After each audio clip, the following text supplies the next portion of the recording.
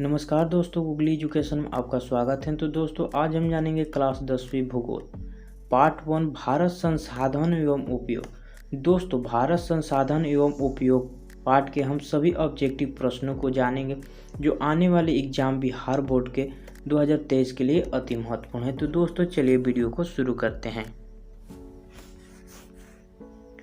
तो दोस्तों, हमारा पहला प्रश्न है, कोयला किस प्रकार का संसाधन है? तो इसका सही जवाब है ऑप्शन क, अनवीकरणीय। दोस्तों, कोयला अनवीकरणीय प्रकार का संसाधन है। तो दोस्तों, हमारा अगला प्रश्न है प्रश्न 2,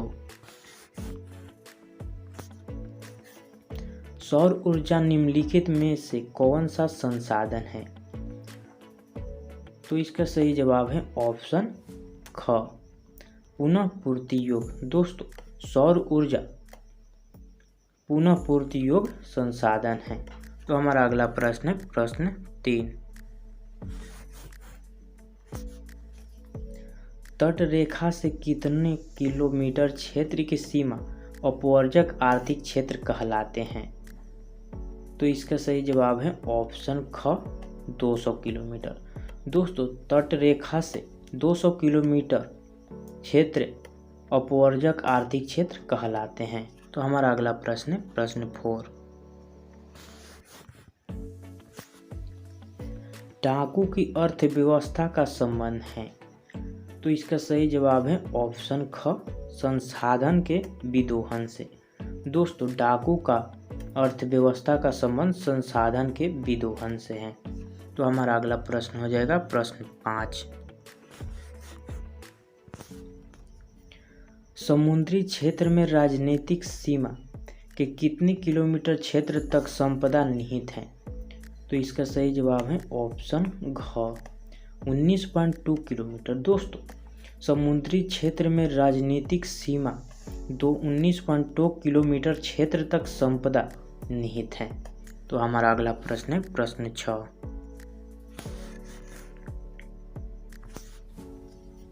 पेट्रोलियम किस प्रकार का संसाधन है? तो दोस्तों, इसका सही जवाब है ऑप्शन क, अनवीकरणीय। दोस्तों, कोयला और पेट्रोलियम अनवीकरणीय संसाधन है। तो हमारा अगला प्रश्न हो जाएगा प्रश्न 7, निम्न कौन सी मिट्टी सर्वाधिक उपजाऊ है? तो दोस्तों, इसका सही जवाब होगा ऑप्शन घ, जलोढ़। दोस्तों, जलोढ़ मिट्टी सर्वाधिक उपजाऊ होती है। तो दोस्तों, इस क्वेश्चन को आप हाईलाइट कर लीजिएगा क्योंकि ये इम्पोर्टेंट है। तो हमारा अगला प्रश्न है प्रश्न 8, काली मृदा का दूसरा नाम क्या है? तो दोस्तों, इस क्वेश्चन को आप हाईलाइट कर लीजिएगा क्योंकि ये बहुत ही अधिक सालों से पूछे जा रहे हैं। तो दोस्तों, काली मृदा का दूसरा नाम होता है, इसका सही जवाब है ऑप्शन ख, रेगूर। दोस्तों, काली मृदा का दूसरा नाम रेगूर मृदा होता है। तो हमारा अगला प्रश्न है प्रश्न 9, मरुस्थलीय मृदा का विस्तार निम्न में से कहाँ है? तो दोस्तों, इसका सही जवाब है ऑप्शन ख, राजस्थान में। मरुस्थलीय मृदा का विस्तार राजस्थान में सबसे अधिक है। तो हमारा अगला प्रश्न है प्रश्न 10, सोपानी कृषि किस राज्य में प्रचलित है? तो दोस्तों, इस क्वेश्चन को भी आप हाईलाइट कर लीजिए क्योंकि ये बहुत ही इम्पोर्टेंट है। तो दोस्तों, सोपानी कृषि उत्तराखंड। दोस्तों, सोपानी कृषि उत्तराखंड यानी कि हमारा ख ऑप्शन बिल्कुल सही है। उत्तराखंड में सोपानी कृषि प्रचलित है। तो हमारा अगला प्रश्न है प्रश्न 11, पंजाब में भूमि निम्नीकरण का मुख्य कारण है? तो दोस्तों, इसका सही जवाब है ऑप्शन ग, अधिक सिंचाई। दोस्तों, पंजाब में भूमि निम्नीकरण का मुख्य कारण अधिक सिंचाई है। तो दोस्तों, हमारा अगला प्रश्न है प्रश्न 12, कौन सी मिट्टी कपास की खेती के लिए सर्वोत्तम मानी जाती है? तो इसका सही जवाब है ऑप्शन ग, काली मिट्टी। दोस्तों, कपास की खेती के लिए सर्वोत्तम मानी जाने वाली मिट्टी काली मिट्टी है। तो हमारा अगला प्रश्न है प्रश्न 13, भारत में लगभग कितने करोड़ हेक्टेयर भूमि का संरक्षण हो चुका है? तो दोस्तों इसका सही जवाब है ऑप्शन ग 13 करोड़ हेक्टेयर। दोस्तों भारत में लगभग 13 करोड़ हेक्टेयर भूमि संरक्षण हो चुकी है। तो हमारा अगला प्रश्न है प्रश्न 14, मेढक के प्रजनन को नष्ट करने वाला रसायन कौन सा है? तो दोस्तों इस क्वेश्चन को आप हाईलाइट कर लीजिएगा क्योंकि ये बहुत ही इम्पोर्टेंट है। तो दोस्तों मेढक के प्रजनन को नष्ट करने वाला एंजाइम एंड्रीन होता है। तो हमारा ऑप्शन बिल्कुल सही है। तो दोस्तों हमारा अगला प्रश्न है प्रश्न 15,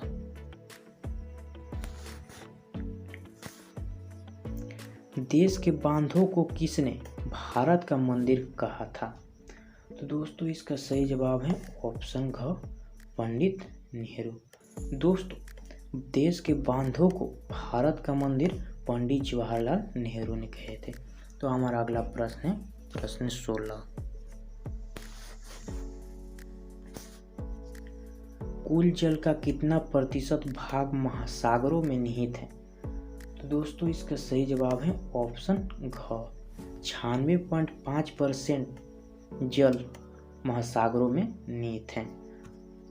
तो हमारा अगला प्रश्न है प्रश्न 17, बृहद क्षेत्र में जल की उपस्थिति के कारण ही पृथ्वी को कहते हैं। दोस्तों बृहद क्षेत्र में जल की उपस्थिति के कारण पृथ्वी को कहते हैं नीला ग्रह। दोस्तों पृथ्वी को नीला ग्रह कहते हैं बृहद क्षेत्र में जल की उपस्थिति के कारण। तो दोस्तों हमारा अगला प्रश्न है, बिहार में अति जल दोहन से किस तत्व का संकेंद्रण बढ़ा? तो दोस्तों इसका सही जवाब है ऑप्शन क आर्सेनिक। दोस्तों बिहार में अति जल दोहन से आर्सेनिक तत्व का संकेंद्रण बढ़ा है। तो हमारा अगला प्रश्न है प्रश्न 19, प्राणियों के शरीर में कितना प्रतिशत जल की मात्रा निहित होती है? तो दोस्तों इस क्वेश्चन को भी आप हाईलाइट कर लीजिए क्योंकि ये बहुत ही इम्पोर्टेंट है। तो दोस्तों प्राणियों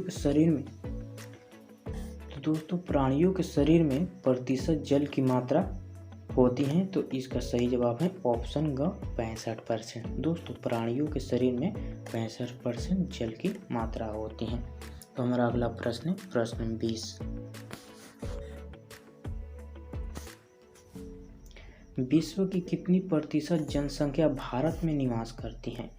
तो दोस्तों इसका सही जवाब हुआ ऑप्शन क 16%। दोस्तों विश्व की 16% जनसंख्या भारत में केवल निवास करती है। तो हमारा अगला प्रश्न है प्रश्न 21, निम्न में से कौन बिहार की प्रमुख नदी घाटी परियोजना है? तो दोस्तों इसका सही जवाब है ऑप्शन घ सोन नदी घाटी परियोजना। दोस्तों सोन नदी घाटी परियोजना बिहार की प्रमुख नदी घाटी परियोजना है। तो हमारा अगला प्रश्न है प्रश्न 22, भारत में 2001 में कितने प्रतिशत भौगोलिक क्षेत्र में वन का विस्तारण था? तो दोस्तों इसका सही जवाब होगा ऑप्शन ख 19.27%। दोस्तों भारत में 2001 में 19.27% भागों में वन का विस्तारण था। तो हमारा अगला प्रश्न है प्रश्न 23, वन स्थिति रिपोर्ट के अनुसार भारत में वन का विस्तार है। तो दोस्तों इसका सही जवाब है ऑप्शन का 20.60% भौगोलिक क्षेत्र में वन स्थिति रिपोर्ट के अनुसार भारत में वन का विस्तार 20.60% है। तो हमारा अगला प्रश्न है प्रश्न 24, बिहार में कितने प्रतिशत भौगोलिक क्षेत्र में वन का फैलाव है? तो दोस्तों इसका सही जवाब है ऑप्शन क 7.1% भौगोलिक क्षेत्र में वन का फैलाव है? तो हमारा अगला प्रश्न है प्रश्न 25।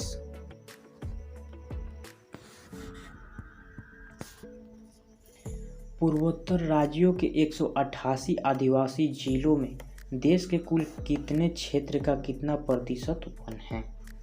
तो दोस्तों इसका सही जवाब होगा ऑप्शन घ 60.11%। दोस्तों पूर्वोत्तर राज्यों के 188 आदिवासी जिलों में देश के कुल 60.11% वन स्थित हैं। तो हमारा अगला प्रश्न है प्रश्न 26।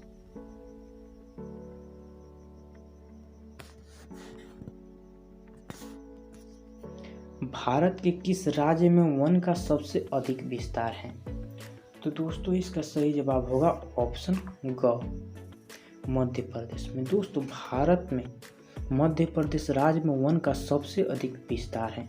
तो दोस्तों इस क्वेश्चन को आप हाईलाइट कर लीजिएगा क्योंकि ये बहुत ही एग्जाम में आ चुके हैं। तो हमारा अगला प्रश्न है प्रश्न 27।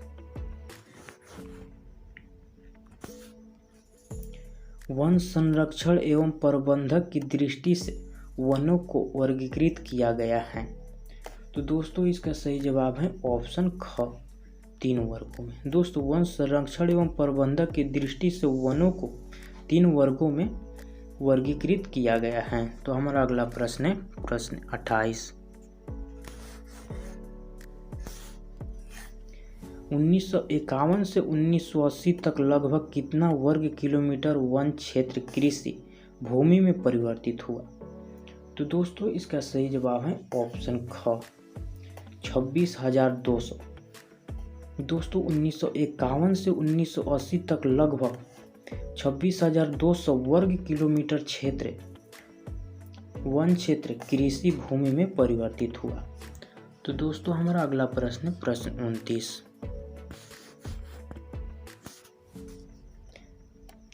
FAO की वानिकी रिपोर्ट के अनुसार 1948 ईस्वी में विश्व में कितने हेक्टेयर भूमि वन का विस्तारण था?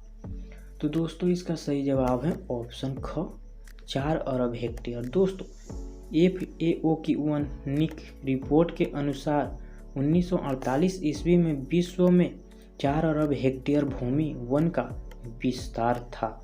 तो हमारा अगला प्रश्न है प्रश्न 30।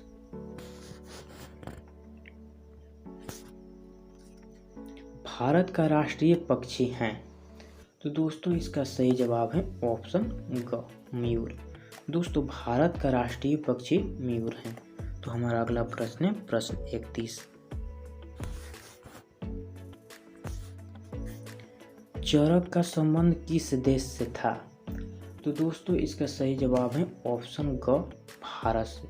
दोस्तों चरक का संबंध भारत देश से था। तो हमारा अगला प्रश्न है प्रश्न 32। टेक्सोल का उपयोग होता है? तो दोस्तों टेक्सोल का उपयोग कैंसर में होता है। तो दोस्तों हमारा ग ऑप्शन बिल्कुल सही है। दोस्तों टेक्सोल का उपयोग कैंसर में होता है। तो हमारा अगला प्रश्न है प्रश्न 33। संविधान की धारा 21 का संबंध है? तो दोस्तों इसका सही जवाब है ऑप्शन क वन जीवों तथा प्राकृतिक संसाधनों के संरक्षण से। दोस्तों संविधान की धारा 21 का संबंध वन जीवों तथा प्राकृतिक संसाधनों के संरक्षण से है। तो हमारा अगला प्रश्न है प्रश्न 34। प्राकृतिक संसाधनों के संरक्षण हेतु 1968 ईस्वी में कौन सा कन्वेंशन हुआ था? तो दोस्तों इसका सही जवाब है ऑप्शन क अफ्रीकी कन्वेंशन। दोस्तों प्राकृतिक संसाधनों के संरक्षण हेतु 1968 ईस्वी में अफ्रीकी कन्वेंशन हुआ था। तो हमारा अगला प्रश्न है प्रश्न 35। इनमें कौन सा ऐसा जीव है जो केवल भारत में ही पाया जाता है? तो दोस्तों इस क्वेश्चन को आप हाईलाइट कर लीजिएगा क्योंकि ये बहुत ही इम्पोर्टेंट है। तो दोस्तों इसका सही जवाब है ऑप्शन क घड़ियाल। दोस्तों घड़ियाल एक ऐसा जीव है जो केवल भारत में पाया जाता है। तो हमारा अगला प्रश्न है प्रश्न 36। किस खनिज को उद्योगों की जननी माना गया है? तो तो दोस्तों इसका सही जवाब है ऑप्शन ग, लोहा को। दोस्तों लोहा खनिज को उद्योगों की जननी माना गया है। तो हमारा अगला प्रश्न है प्रश्न 37। निम्न में से कौन लौह अयस्क का एक प्रकार है? तो दोस्तों इसका सही जवाब है ऑप्शन ग, हेमाटाइट। दोस्तों निम्न में से लौह अयस्क का एक है हेमाटाइट। तो हमारा अगला प्रश्न है प्रश्न 38।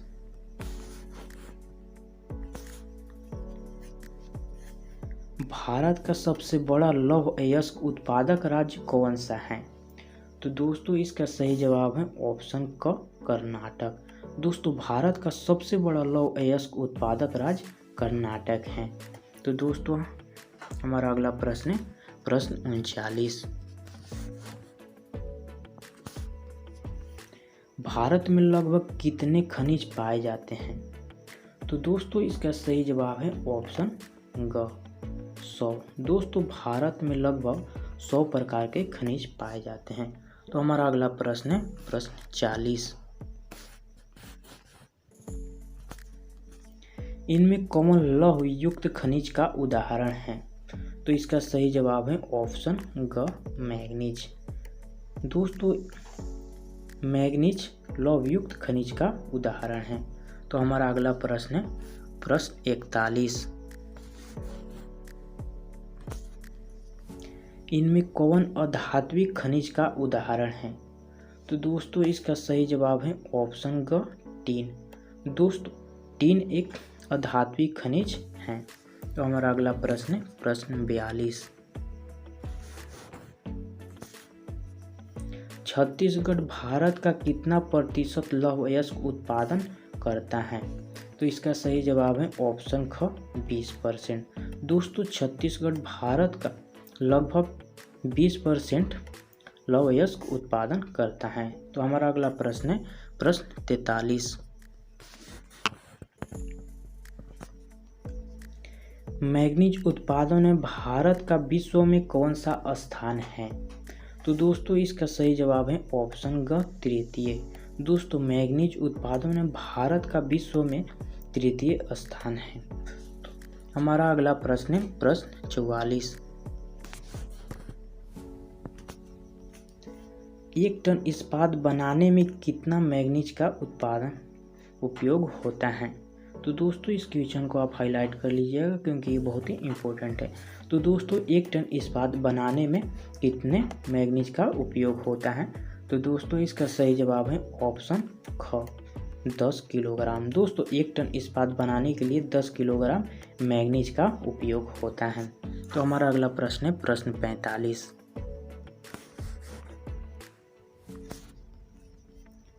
उड़ीसा किस खनिज का सबसे बड़ा उत्पादक है? तो दोस्तों इसका सही जवाब है ऑप्शन ख, मैग्नीज। दोस्तों उड़ीसा मैग्नीज खनिज का सबसे बड़ा उत्पादक राज्य है। तो दोस्तों हमारा अगला प्रश्न है प्रश्न 46। एल्युमिनियम बनाने के लिए किस खनिज की आवश्यकता पड़ती है? तो दोस्तों इसका सही जवाब है ऑप्शन घ, बॉक्साइट। दोस्तों एल्युमिनियम बनाने के लिए बॉक्साइट खनिज की आवश्यकता पड़ती है। तो दोस्तों इस क्वेश्चन को आप हाईलाइट कर लीजिएगा क्योंकि ये बहुत ही इम्पोर्टेंट है। तो हमारा अगला प्रश्न है प्रश्न 47। देश में तांबे का कुल भंडार कितना है? तो दोस्तों इसका सही जवाब है ऑप्शन ख, 125 करोड़ टन। दोस्तों देश में तांबे का कुल भंडार 125 करोड़ टन है। तो दोस्तों हमारा अगला प्रश्न है प्रश्न 48।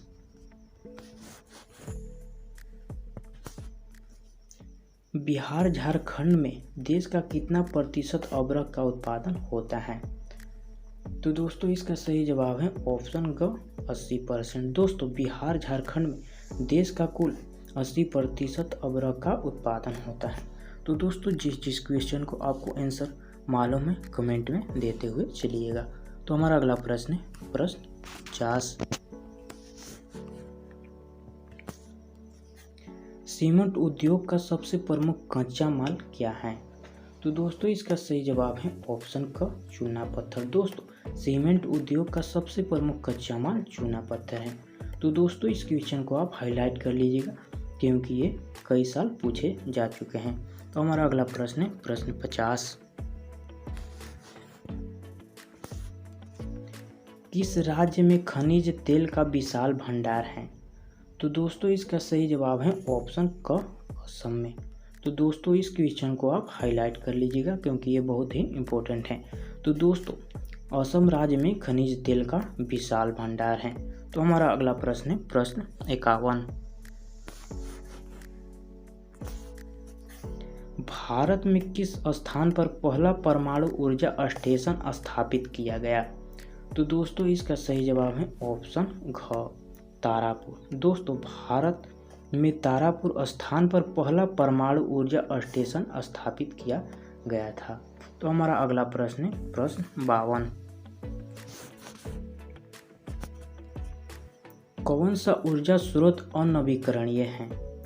तो दोस्तों इस क्वेश्चन को हम पहले ही बार जान चुके हैं। तो दोस्तों इसका सही जवाब होगा ऑप्शन ग, कोयला। तो दोस्तों कोयला एक अनवीकरणीय ऊर्जा स्रोत है। तो हमारा अगला प्रश्न है प्रश्न 53। प्राथमिक ऊर्जा का उदाहरण नहीं है। तो दोस्तों इसका सही जवाब है ऑप्शन ख, विद्युत। दोस्तों प्राथमिक ऊर्जा का विद्युत उदाहरण नहीं है। तो दोस्तों हमारा अगला प्रश्न है प्रश्न 54। ऊर्जा का गैर पारंपरिक स्रोत है। तो इसका सही जवाब है ऑप्शन घ, सौर ऊर्जा। दोस्तों ऊर्जा का गैर पारंपरिक स्रोत सौर ऊर्जा है। तो हमारा अगला प्रश्न है प्रश्न 55। गोंडवाना समूह के कोयले का निर्माण हुआ था।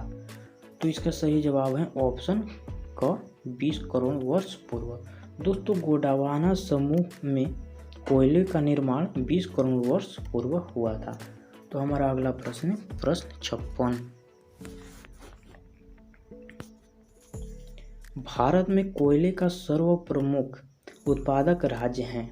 तो दोस्तों इसका सही जवाब है ऑप्शन ख, झारखंड। दोस्तों भारत में कोयला का सर्वप्रमुख उत्पादक राज्य झारखंड है। तो दोस्तों इस क्वेश्चन को आप हाईलाइट कर लीजिएगा क्योंकि बहुत ही इम्पोर्टेंट है। तो हमारा अगला प्रश्न है प्रश्न 57। सर्वोत्तम कोयला का प्रकार कौन सा है? तो दोस्तों इसका सही जवाब है ऑप्शन क, एंथ्रासाइट। दोस्तों सर्वोत्तम कोयला का प्रकार एंथ्रासाइट होता है। तो दोस्तों इस क्वेश्चन को भी आप हाईलाइट कर लीजिएगा क्योंकि ये कई बार एग्जाम में पूछे जा चुके हैं। तो हमारा अगला प्रश्न है प्रश्न 58।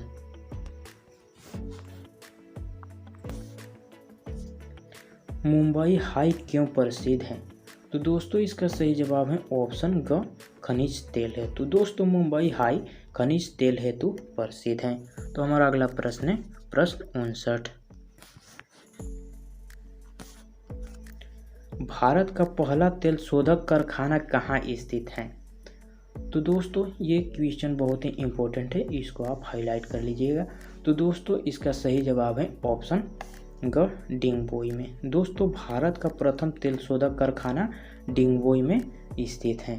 तो हमारा अगला प्रश्न है प्रश्न 60 है।